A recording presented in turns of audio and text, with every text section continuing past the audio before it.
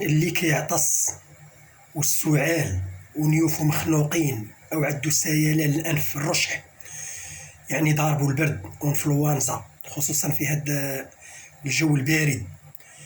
فسهل جدا ياخد فقط برتقالة، وهاد البرتقالة كما كتشوفوا غادي يوضعها في واحد الإناء اللي فيه ماء ساخن، ماء ساخن. هاد الماء يغلي، هاد الماء الذي يغلي نضع فيه هاد البرتقال.